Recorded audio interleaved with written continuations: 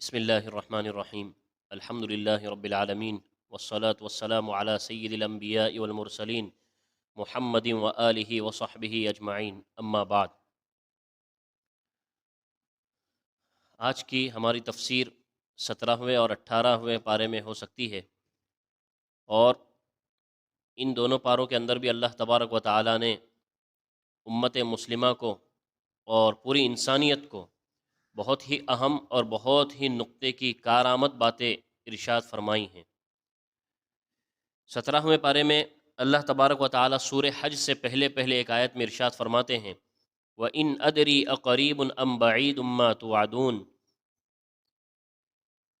इसके ज़रिए क्या पैगाम मिलता है कि कुफ़ार मक्का और मुशरिकीन अल्लाह के नबी अलैहिस्सलातु वस्सलाम को बार बार परेशान किया करते थे, और एक ही सवाल बार बार उनकी ज़ुबां ज़द रहता था।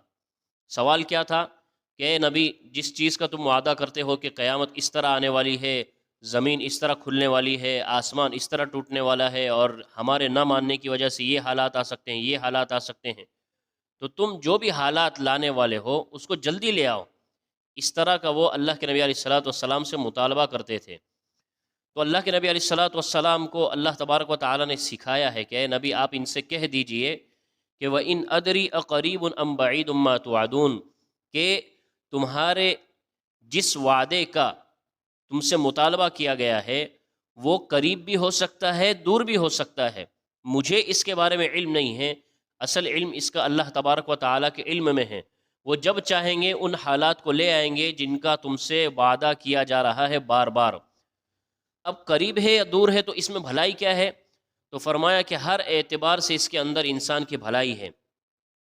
मिसाल के तौर पर यह है कि अगर ये हालात जिसका मक्का के मुशरिकीन और कुफ़ार से वादा किया जा रहा है, और अल्लाह के नबी अलैहिस्सलातु वस्सलाम की नबूवत को और इस्लाम को झुटलाने वाले लोग जिस बात का इनकार कर रहे हैं, और उसके इनकार के नतीजे में जिस चीज़ का उनसे वादा किया जा रहा है वो अगर दूर हो, तो इसमें बहुत एतबार से भलाई है। कि मिसाल के तौर पर थोड़ी देर के लिए अल्लाह तबारक व तआला की तरफ से मोहलत मिल जाएगी, सोच समझने की ताकत और इस्तेदाद बढ़ेगी, समझने की सलाहियत पैदा होगी, और अगर आदमी समझ गया तो कम से कम हिदायत पर आने की उसकी उम्मीद बाकी रहेगी। और अगर वो चीज़ जिसका अल्लाह तबारक व तआला की तरफ से वादा किया जा रहा है अगर करीब है, तो फिर ये बहुत ख़तरनाक चीज़ है। तो हर दो सूरत में अल्लाह तबारक व तआला इंसान की भलाई चाहते हैं, और इंसानों से मुखातब होकर ये इरशाद फरमा रहे हैं कि जिस चीज़ का तुमसे वादा किया जा रहा है वो आए या ना आए, तुम्हारे मकसद में असल अल्लाह तबारक व तआला की रज़ा होनी चाहिए। लिहाजा तुम वही करो जिसका तुम्हें हुक्म दिया जा रहा है, यानी अल्लाह पर ईमान ले आओ और अल्लाह के रसूल अलैहिस्सलातु वस्सलाम को मानो। उसके बाद लन यनालल्लाह लुहूमुहा वला दिमाउहा वलाकिन यनालुहु तक़वा मिनकुम। इस आयत के अंदर अल्लाह तबारक व तआला एक गलत फहमी का इजाला करना चाह रहे हैं। गलत फहमी कैसी है कि मुसलमानों को हुक्म दिया गया है कि वो इस्तिताअत और सलाहियत होने के बाद जाकर कुर्बानी उन पर फ़र्ज़ होगी, वाजिब होगी, तो वो वाजिब कुर्बानी अदा करें। लेकिन चूँकि इसके ज़रिए कुफ़ार और मुशरिकीन जिस तरह अपने बुतों के लिए ज़बह किया करते थे, इस तरह का उनके समझने का इम्कान हो सकता था। इस वजह से अल्लाह तबारक व तआला ने बहुत पहले ही इस इम्कान की तरदीद फरमा दी और इसको मना फरमा दिया, और यूँ कहा कि याद रखना कि तुम्हें जिस कुर्बानी के करने का हुक्म दिया गया है उस कुर्बानी का फ़ायदा अल्लाह तबारक व तआला को कुछ नहीं मिलने वाला है। जो भी कुछ मिलने वाला है उसका फ़ायदा तुम्हें ही मिलेगा। अलबत्ता अल्लाह ताला ने इसका हुक्म इसलिए दिया है ताकि वो ये देखे कि तुम्हारे अंदर तक़वा कितना है, अल्लाह ताला का डर और अल्लाह ताला की परहेज़गारी कितनी है। रही बात जानवर के गोश्त और उसके पोस्त की, तो इसकी अल्लाह तबारक व तआला को हरगिज़ ज़रूरत नहीं है। लिहाजा जब भी कोई जानवर कुर्बान करो तो रियाकारी से बिल्कुल पाक होना चाहिए, और नामो नमूद से, शोहरत से बिल्कुल पाक होना चाहिए, और अल्लाह तबारक व तआला की उम्मीद और अल्लाह ताला से डरते हुए दोनों के दरमियान अपनी कुर्बानी करना चाहिए। उसके बाद अल्लाह तबारक व तआला ने 18वें पारे को शुरू किया है सूरह मोमिनून से। सूरह मोमिनून से इसका आगाज़ होता है, और इस सूरत का नाम मोमिनून इसलिए रखा गया है क्योंकि इस सूरत के शुरू ही में मोमिनीन की चंद सिफ़ात को और क्वालिटीज़ को बयान किया गया है कि एक मोमिन के अंदर कितनी सिफ़ात होनी चाहिए। टोटल 10 आयतें हैं जिनके अंदर अल्लाह तबारक व तआला ने بالکل ملا جلا یکے بعد دیگر چند آیات کا نزول فرمایا ہے، اور ان آیات کے ذریعے اللہ تبارک و تعالیٰ یہ پیغام پہنچانا چاہتے ہیں کہ ایک مومن کے اندر کتنی صفات ہوگی تو وہ کامیاب ہو پائے گا، اور جو مومن ان میں سے ساری صفات سے خالی رہے گا یا ان میں سے چند صفات سے خالی رہے گا تو وہ کامل ایمان والا نہیں بن سکتا۔ اب وہ صفات کیا ہیں؟ یہ صفات بیان کرنے سے پہلے میں ان 10 آیات کی جو اللہ تبارک و تعالیٰ نے شروع ہی میں بیان کی ہیں فضیلت بتا دوں، اہمیت بتا دوں کہ ترمذی شریف اور نسائی شریف کی روایت ہے کہ اللہ کے نبی علیہ الصلوۃ والسلام نے ارشاد فرمایا کہ جو شخص سورہ مومنون کی ابتدائی اور شروع کی 10 آیات پر عمل کرے گا وہ جنت میں ضرور جائے گا۔ اللہ کے نبی علیہ الصلوۃ والسلام نے اتنی قیمتی بات ارشاد فرمائی ہے، ظاہر سی بات ہے یہ سننے کے بعد ضرور من میں ایک تڑپ پیدا ہوتی ہے، تشویش پیدا ہوتی ہے، طلب پیدا ہوتی ہے کہ وہ 10 باتیں کیا ہیں، وہ 10 کوالٹیز کیا ہیں جن کو ہر مومن کو اپنے اندر پیدا کرنی چاہیے۔ تو سب سے پہلے اللہ تبارک و تعالیٰ ارشاد فرماتے ہیں قد افلح المؤمنون الذین هم فی صلاتهم خاشعون، کہ مومنین کامیاب ہو گئے، مومن لوگ کامیاب ہو گئے، اور وہ مومنین جو اپنی نمازوں میں خشوع خضوع اختیار کرنے والے ہیں۔ خشوع کسے کہتے ہیں؟ مفسرین نے لکھا ہے خشوع کہتے ہیں دل کے سکون کو اور اعضاء کے جماع اور اعضاء کے سکون کو، دونوں چیزوں کے اندر انسان کے سکون ہونا چاہیے۔ سب سے پہلے تو ظاہری اعضاء کے اندر سکون ہونا چاہیے، کہ مثال کے طور پر آدمی نماز میں بار بار جمائی نہ لے، یا نمازوں میں بار بار ڈکار نہ لے، یا نمازوں میں یہاں وہاں اس کا دیکھنا نہ ہو، یا نمازوں میں کسی طرح کا کسی چیز سے کھیلنا نہ پایا جائے، یہ ظاہری اعضاء کا سکون ہے۔ دل کا سکون کیا ہے؟ دل کا سکون یہ ہے کہ ہماتن اللہ تبارک و تعالیٰ کی طرف متوجہ رہے، یہاں وہاں دماغ نہ بھٹکائے رکھے، جیسا کہ آج کی ہمارے نمازوں کا حال ہے کہ انسان کا جسم اس کا دھڑ تو ہوتا ہے ایک جگہ پر، لیکن دل اس کا پوری دنیا میں گھومتا رہتا ہے۔ تو یہ کوالٹی اللہ تبارک و تعالیٰ نے مومنون کی ارشاد فرمائی، مومنوں کی، کہ ان کی نمازوں کے اندر خشوع خضوع ہوتا ہے۔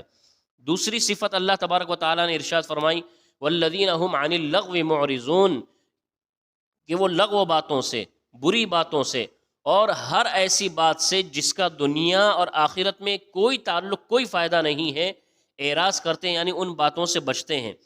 لہٰذا ہر مومن کو یہ صفت اپنے اندر پیدا کر لینی چاہیے۔ اور آج کے ہمارے معاشرے میں، سوسائٹی میں دیکھا جائے تو جو لغویات ہیں، ان لغویات سے مکمل طور پر پرہیز کرنا چاہیے۔ عجیب عجیب طرح کی لغویات ہیں۔ سب سے بڑا لغو اور فضول کام تو ہم موبائل میں کرتے ہیں، کہ جہاں تک اس کا صحیح استعمال ہونا چاہیے تھا بہت فائدہ دے رہا تھا، لیکن اب نظر ایسا آتا ہے کہ اس کے صحیح فائدے کے اوپر اس کا غلط فائدہ ترجیح پا رہا ہے اور غلبہ پا رہا ہے۔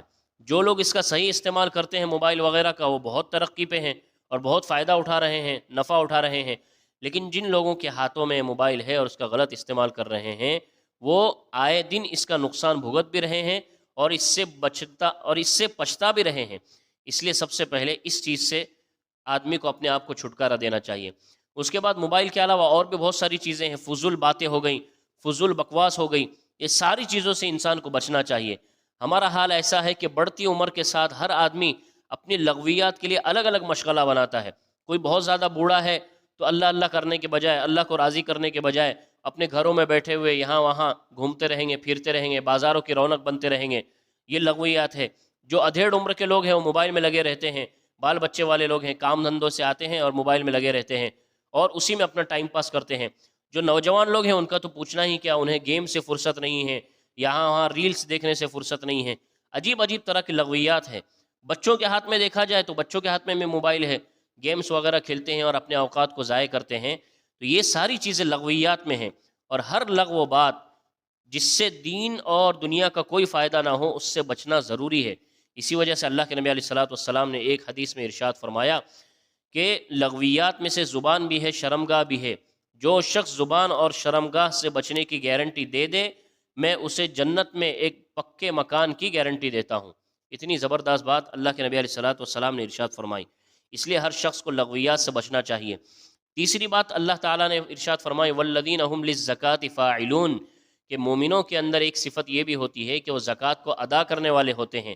لہٰذا ہر شخص کو اپنے مال میں سے اللہ تعالیٰ کا حق ادا کرنا چاہیے۔ اور زکوٰۃ کے دنیاوی بھی فائدے ہیں، اخروی بھی فائدے ہیں۔ دنیاوی فائدہ یہ ہے کہ اللہ تبارک و تعالیٰ نے ہر شخص کو برابر درجے کا نہیں رکھا ہے، کوئی امیر ہے تو کوئی غریب ہے، غریب کو امیر کا محتاج بنایا، امیر کو غریب کا محتاج بنایا ہے۔ ہر ایک کو دوسرے کی ضرورتوں کا خیال کرنا ہے۔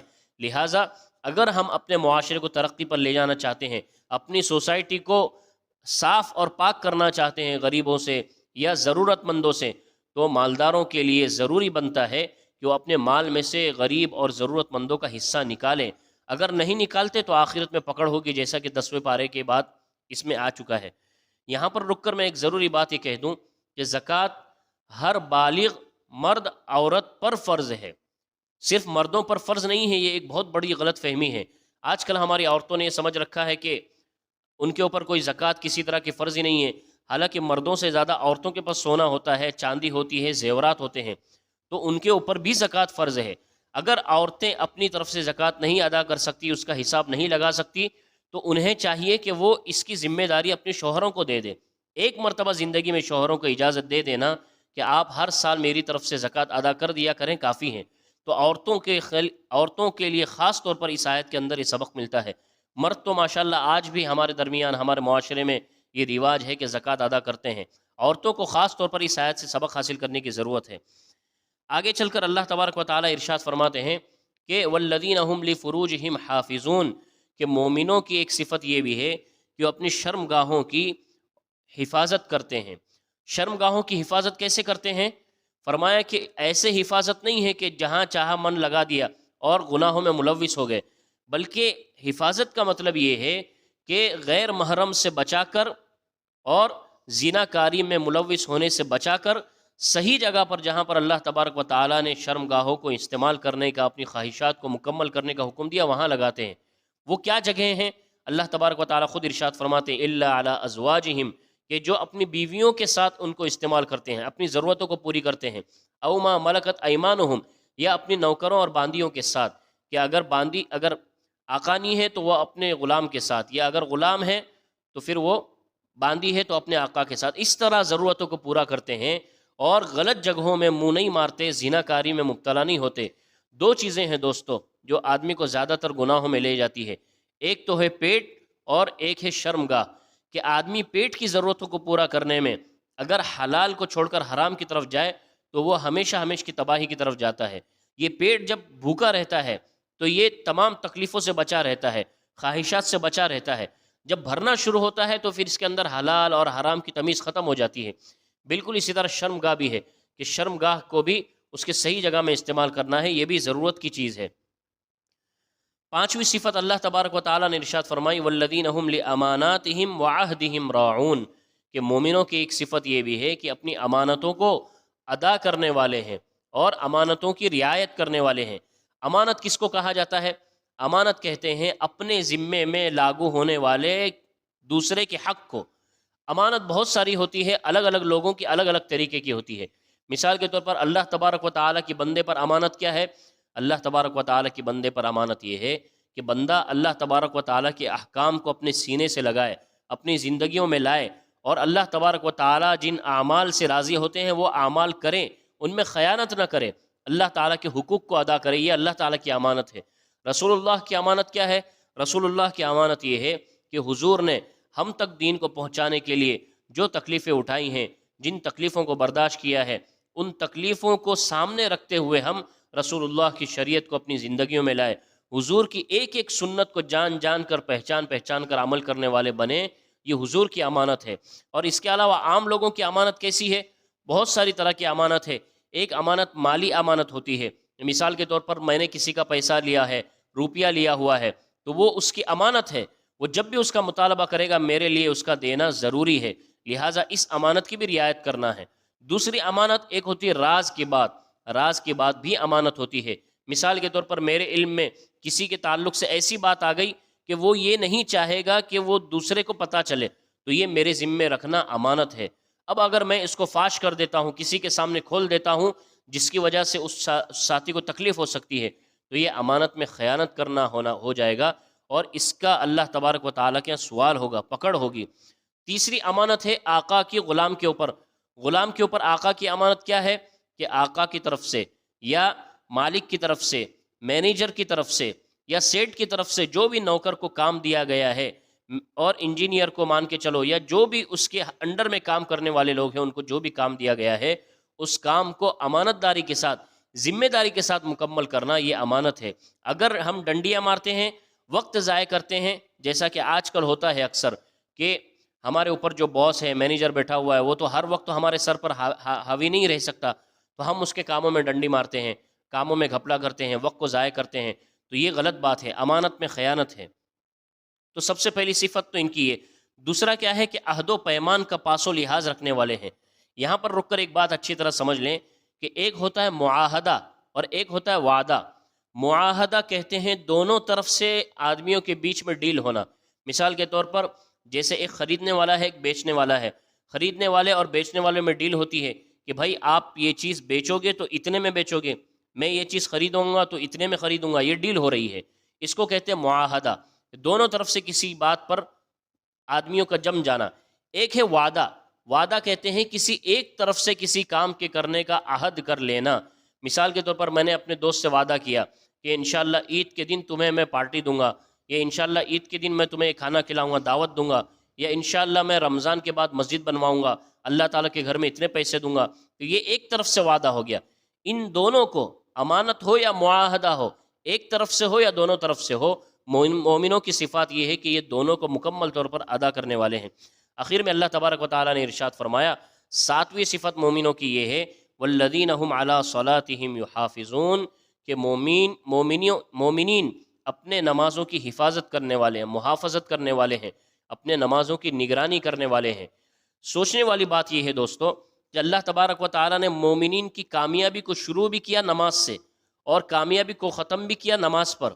اس سے ایک بہت ہی لطیف اشارہ ملتا ہے کہ اللہ تبارک و تعالیٰ نماز کی اہمیت کو بتلانا چاہتے ہیں کہ شروع کیا نماز کی اہمیت سے کہ نماز میں خشوع و خضوع کرنے والے ہیں، اور لاسٹ میں پھر نماز کی محافظت، نماز کی ذمہ داری، نماز کی نگرانی پر لا کے بات کو ختم کیا، یعنی یہ بات کو سمیٹا ہے۔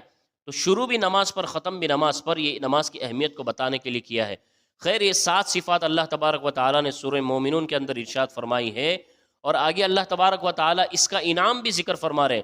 اللہ تبارک و تعالیٰ فرماتے ہیں الذین یرثون الفردوس ہم فیہا خالدون، کہ یہ 7 صفات جن مومنین کے اندر ہوں گی وہ کامیاب ہو جائیں گے۔ اور مومنوں کی کامیابی کیا ہے کہ وہ لوگ جنتوں میں سب سے اعلیٰ جنت، جنت الفردوس کے حقدار بنیں گے۔ اور کتنی دیر کے لیے؟ ایسا نہیں کہ تھوڑی دیر کے لیے، ہم فیہا خالدون، ہمیشہ ہمیشہ جنت الفردوس میں رہیں گے، اللہ تعالیٰ کی رضا کے ساتھ رہیں گے۔